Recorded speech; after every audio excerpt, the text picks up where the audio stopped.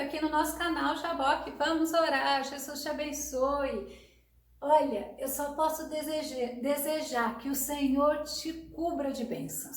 Se você não é inscrito, se inscreva, ative o sininho caso queira receber as notificações. Faça seus comentários, dê seu like e compartilhe. Nesse estudo, nós vamos aprender sobre uma nuvem de testemunha que nos rodeia. É tremendo. Logo após a vinheta.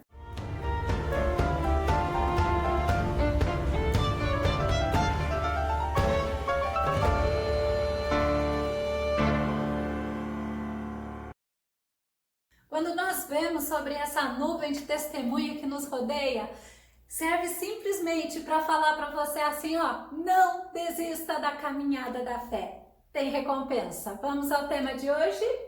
Perseverança na caminhada. O nosso texto base está em Hebreus, no capítulo 12. Nós vamos ler o verso 1, mas eu vou falar do 1 ao 3. Vamos ao verso 1, que diz assim: portanto, nós também, pois que estamos rodeados de uma tão grande nuvem de testemunhas, deixemos todo o embaraço e o pecado que tão de perto nos rodeia e corramos com paciência a carreira que nos está proposta. É lindo você entender.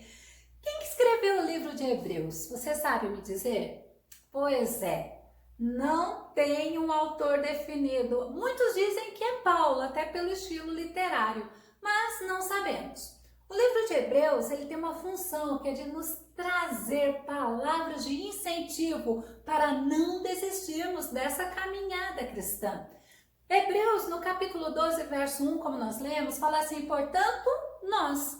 É uma afirmação, portanto, nós, inclui eu, inclui você, inclui eles, né? Ela traz à memória o capítulo 11, lá da galeria dos heróis da fé, nos mostrando que eles, os heróis da fé, tiveram muitas lutas, aflições, angústias, e não se compara com as aflições que nós temos, não. Mas eles venceram. Sabe por quê? Porque o foco deles estava em agradar a Deus. Eles se esforçaram e venceram pela fé. Vamos ver Hebreus 11:2, que diz assim: portanto, foi mediante a fé que os antigos receberam bom testemunho. Olha só, mediante a fé. O segredo da vitória deles. E aí, Hebreus 12:1 fala assim, né? Portanto, nós também que estamos rodeados. Vamos ver, estamos rodeados? O escritor de Hebreus, ele se inclui nisso. E nos inclui, lembra que eu falei? Também. Mas ele me fez lembrar a oração que o próprio Jesus fez em João 17:20, quando Jesus ora a Deus e fala assim: eu não rogo somente por estes, mas também por aqueles que pela tua palavra hão de crer em mim. E aí a gente olha e a gente entende, portanto nós também estamos, fala de nós também. É lindo, é tremendo você entender que o Senhor não quer que você desista, ao contrário. E Hebreus 11:39-40 fala assim: e todos estes, tendo tido testemunho pela fé, e não alcançaram a promessa, provendo Deus alguma coisa melhor a nosso respeito, para que eles, sem nós, não fossem aperfeiçoados. Ainda vai ter aquele momento de trocarmos esse corpo corruptível, recebermos um corpo incorruptível, participarmos do grande banquete como a noiva do Cordeiro. E aí ainda Hebreus 12:1 fala assim: rodeados de uma tão grande nuvem de testemunha.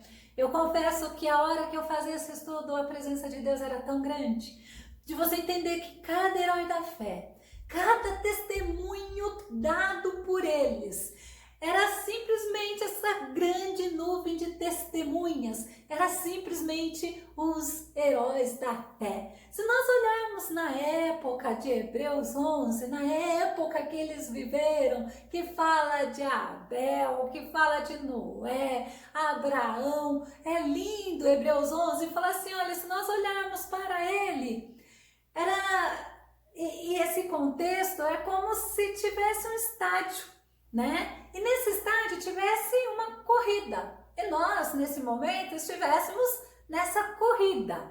E os heróis da fé, essa grande nuvem de testemunha, estivesse lá nas arquibancadas, torcendo, incentivando, falando, nós conseguimos, vocês vão conseguir. Eu enxergava isso a hora que eu estava fazendo esse estudo, eu estava enxergando eles, você vai conseguir, nós vencemos e vocês vão vencer pela fé em Jesus. Filipenses 3:14 diz assim: apresso-me em direção ao alvo a fim de ganhar o prêmio da convocação celestial de Deus em Cristo Jesus.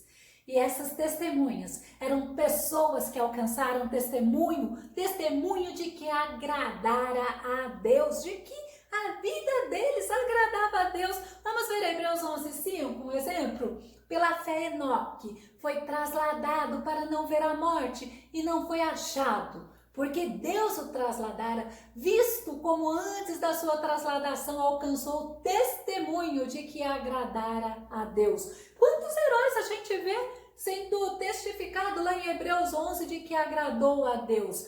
E Deus, ele dava esse testemunho de Enoque. Hebreus 6:12 fala assim: mas sejais imitadores dos que pela fé e paciência herdam a promessa. Nós temos que ter um pouco dessa paciência, nós não podemos abrir mão da confiança que nós temos em Cristo. Nós precisamos olhar para os exemplos que estão na Bíblia, que nos mostra que eles tiveram lutas terríveis, mas eles venceram pela fé. Vamos pegar exemplo de Hebreus 11, capítulo 11, verso 36 e 37, que diz assim: e outros, olha só a luta deles, experimentaram escárnios, açoites, até cadeias e prisões. Foram apedrejados, serrados, tentados, mortos ao fio da espada. Andaram vestidos de pele de ovelhas e de cabras, desamparados, aflitos e maltratados. Os exemplos que tem para a gente enxergar que eles passaram por muita luta, por muita aflição, mas eles venceram.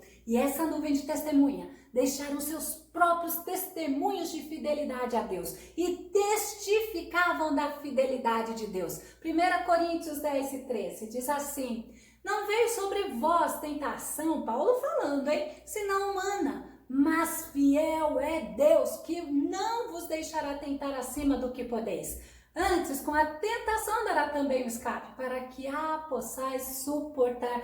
Nós temos, na verdade, o respaldo do Senhor. Nós temos o Espírito Santo habitando em nós, que nos ajuda, desde que eu fique firme, desde que eu permaneça naquilo que o Senhor me ensina através da palavra.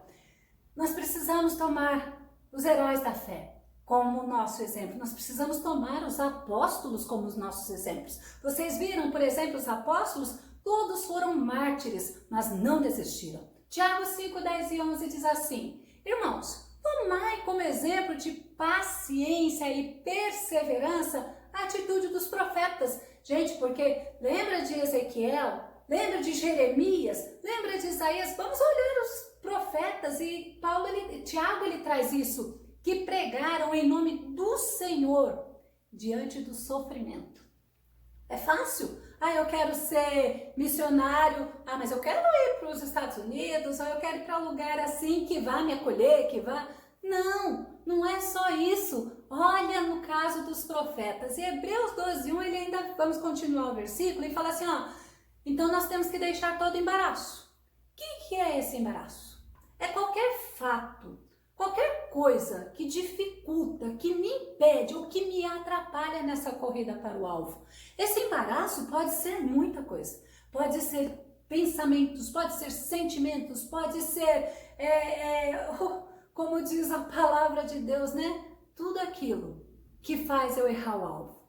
Quando fala, deixemos todo embaraço, eu tenho que me despir do velho homem e me revestir do homem que o Senhor tem preparado, tem nos dado. Vamos lá, Efésios 4:22.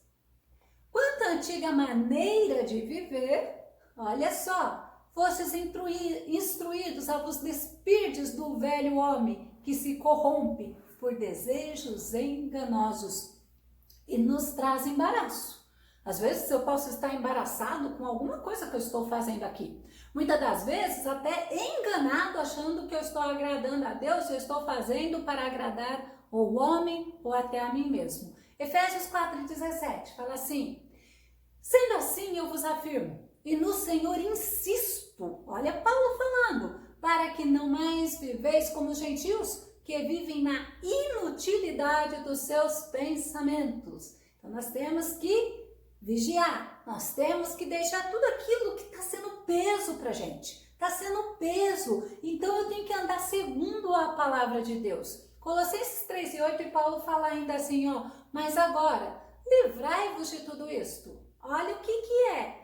A raiva, o ódio, a maldade, a difamação, palavras indecentes do falar, e tem toda uma lista. Nós devemos nos desprender, tirar de nós comportamentos que não agradam a Deus, sentimentos que não agradam a Deus, como raiva, ódio, maldade, né?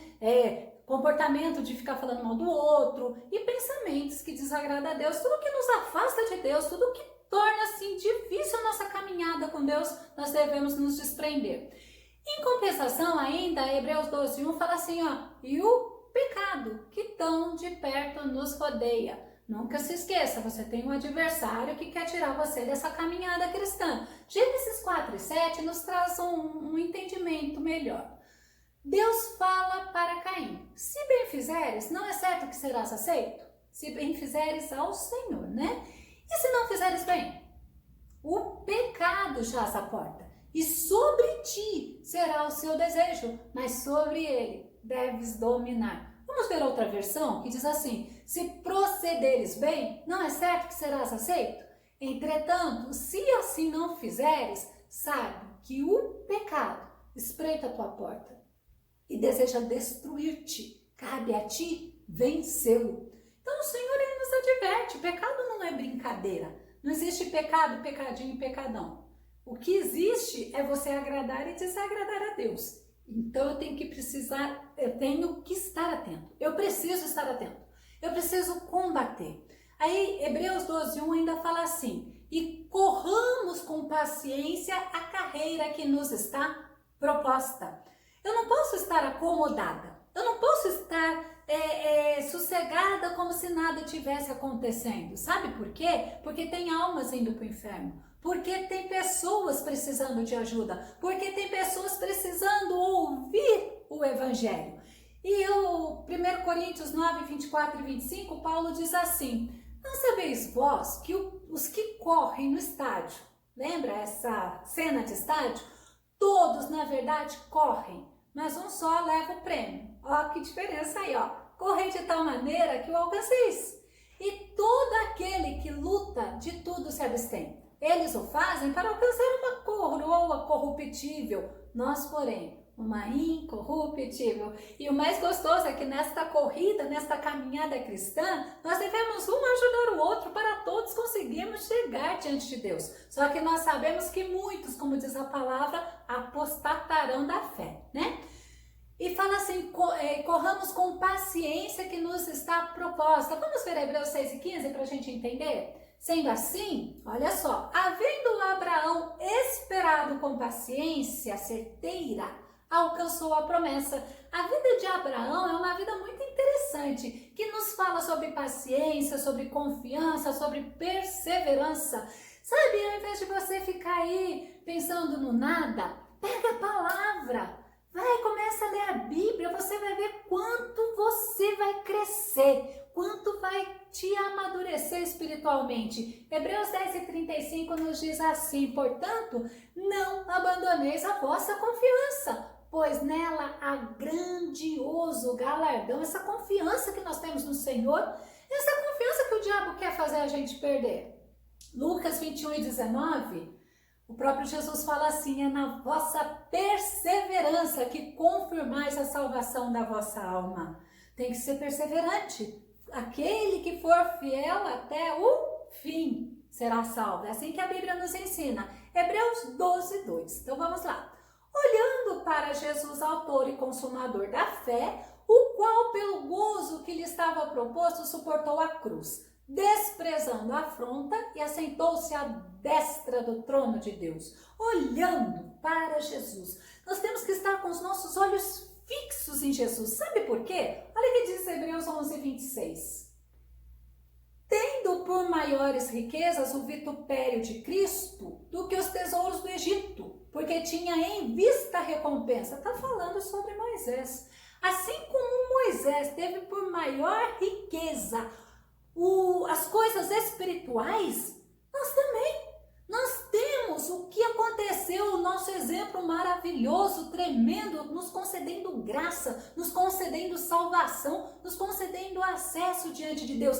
Esse é o nosso maior tesouro e é o autor e consumador da nossa fé. Sabe o que é autor? Autor é o indivíduo responsável pela criação de alguma coisa. É um inventor, é um descobridor. E Jesus, ele é o autor da nossa fé. Hebreus 2:10 diz assim: porque convinha que aquele, para quem são todas as coisas, e mediante quem tudo existe, trazendo muitos filhos à glória, consagrasse pelas aflições o príncipe da salvação deles, o príncipe da vida, o nosso Jesus. Ele é o consumador, porque ele terminou a obra do Calvário, ele terminou, ele completou a obra da redenção. Ele morreu, mas ele ressuscitou, ele é autor, ele é consumador, porque ele deu a sua vida. Pedro, quando ele estava fazendo o discurso em Atos 3:15, olha o que ele fala para os homens lá. Vós, porque Jesus tinha sido morto pelos homens, né? Mas Jesus deu a sua vida. Isso que Pedro depois teve que, né? Vós mataste o autor da vida. Ele é o autor, é o próprio Cristo, a quem Deus ressuscitou dentre os mortos. É o plano da redenção, o gozo, a alegria que lhe estava proposta justamente depois que ele ressuscitou. Ele ficou mais uns dias, 40 dias, e depois ele ascendeu ao céu e está sentado à direita do trono de Deus, sabe fazendo o quê? Aguardando a noiva, que somos nós, a igreja. E ainda fala assim, ó, lá naquele sofrimento ele desprezou, ou seja, desprezando, ele desconsiderou a afronta, e não foi pouca. Ele desconsiderou a humilhação, também não foi pouco, foi muito. Ele desconsiderou todo o sofrimento. Sabe para quê?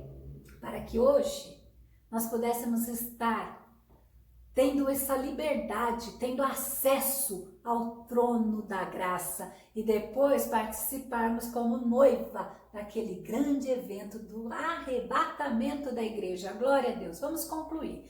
Nosso incentivo a passarmos pelos sofrimentos é justamente estarmos olhando com o nosso olhar fixo para Jesus, para tudo que ele suportou por nós. Lembra da grande nuvem de testemunha que nós estamos rodeados. Hebreus 12:3, ainda para a gente concluir, fala assim: refletir profundamente sobre aquele, o nosso Jesus, que suportou tamanha oposição dos pecadores contra a sua própria pessoa, para que não vos fatigueis, tampouco desanimeis. Olha para o que Jesus fez, olha para o que Jesus passou, olha para o que os nossos heróis da fé passaram, olha para o que os profetas passaram, olha pelo que os apóstolos passaram e seja corajoso, porque o Senhor te ajuda. O Espírito Santo está contigo. Que o Senhor Jesus te abençoe, que te fortaleça. Até o nosso próximo estudo aqui no nosso canal Jaboque. Vamos orar. Fique com Deus.